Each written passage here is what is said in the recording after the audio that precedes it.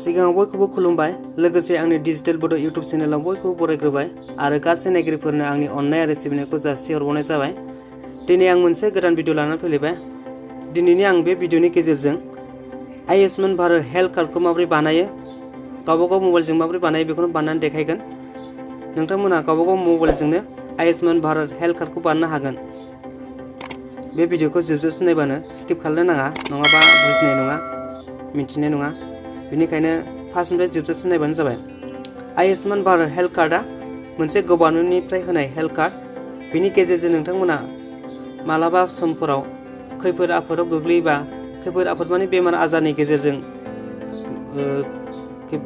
बेमार आजार गिदिर बेमार आजार जायोबा नोंथांमोना बे आयुष्मान भारत हेल्थ कार्डनि गेजेरजों गभर्नमेन्टनिफ्राय बोसोरसेयाव 5 लाख रां रेहाय मोनगोन।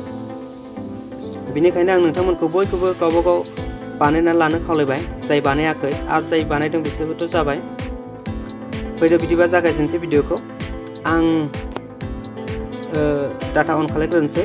बिनि उनाव नोंथांमोना गावबागाव जिखुनु जा मबाइलनि ब्राउजार एबा डेस्कटपफोरनि ब्राउजारजों बानायनो हागोन। आं क्रोम ब्राउजारखौ खुलिनानै लानोसै।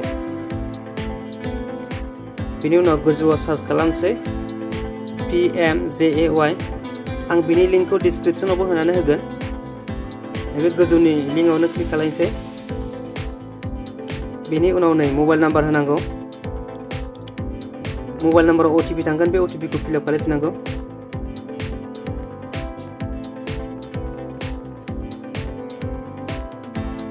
दाना खेबसे फिलआप खालामनोसै आङो।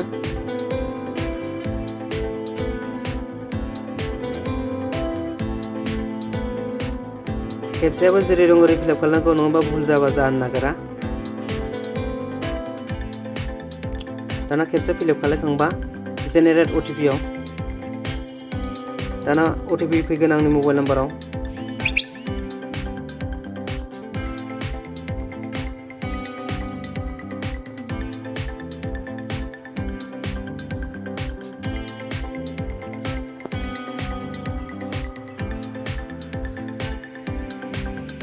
OTP खौ फिलआप खालामखांबाय।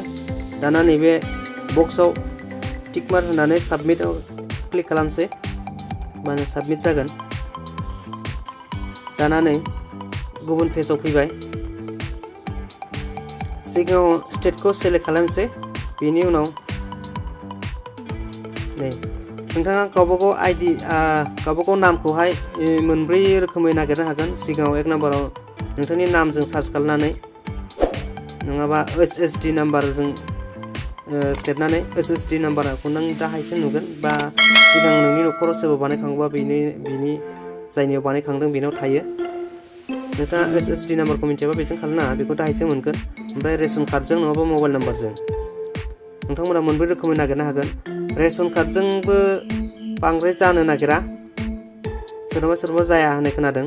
बेनिखायनो मबाइल नाम्बारजोंबो जानो नागिरा। बेनिखायनो गोजौआव नामजों नोंथांमोना सिगां नामजों नागिरनो हागोन। बेजों जायाबा उनावहाय गुबुन रोखोमै नागिरनो हागोन। आं नैबाव नाम टाइप खालामसै।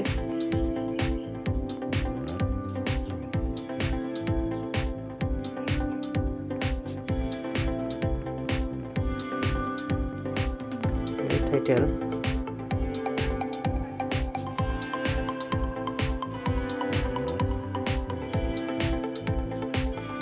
बेनि उनाव नै फादार नाम, मादार नाम, ओमफ्राय जेन्डार, एज, डिस्ट्रिक्ट, भिलेज, पिनकड होनानै नागिरनो हागोन। बे मिलायजोबनांगौ, नङाबा जानो नागिरा, मोननो नागिरा। बेनिखायनो आं बे नामल' होबाय। नाम होनानै सार्चआव क्लिक खालामसै। ओंखारा ओंखारबायानो नै। दाना फेमिलि डिटेल्सआव होनसै। होमबा फेमिलियाव सासे दं, बेनि गासैनिबो नाम ओंखारगोन।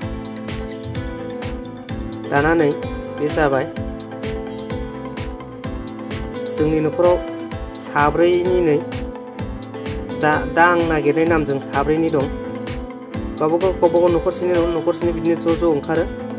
दा सासेनि नागिरबानो बयनिखौबो मोनजोबो। न'खरनि सासेनि मोनबानो बयनिखौबो मोनजोबो।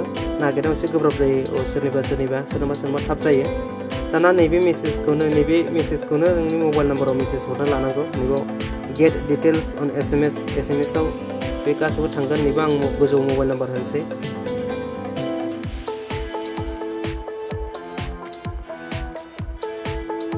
ओमफ्राय नैबाव खेबसाखौ फिलआप खालामनोसै खेबसायाबो जेरै दं ओरै फिलआप खालामनांगौ नङाबा जाया रं जाबाथाय लाया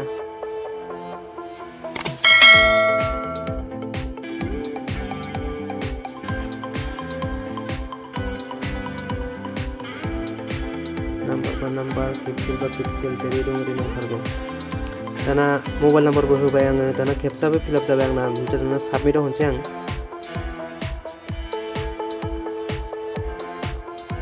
खेबसेयानो जाबावाखैसै आंना भुल जाबावदों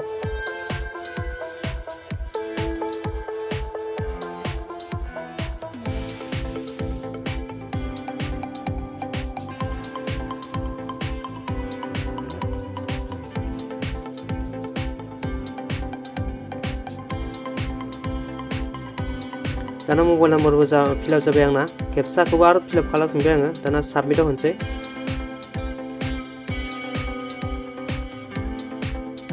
दा मबाइल नाम्बाराव मोनसे मेसेज थांगोन बे मेसेजखौनो नै फैबाय मेसेजखौ नायनोसै मेसेजआ नैबेबायदिल' नोंनि आइडि नाम्बार दङ ओमफ्राय नाम ओमफ्राय फन नाम्बारफोर दङ आरो बे मेसेजखौनो हस्पिटालाव लांनानै हैबानो हस्पिटालनिफ्राय बे आयुष्मान भारत हेल्थ कार्डखौ बानाय होननानै खोनादों दा नोंथांमोनाबो बिदिनो बानायनानै बे मेसेजखौ लांनानै हस्पिटालाव देखायहैदो होमबानो बानायना हरो हस्पिटालनिफ्राय भिडिअखौ जोबजासिम नायनायनि थाखाय गोजोन्थों थेंक इउ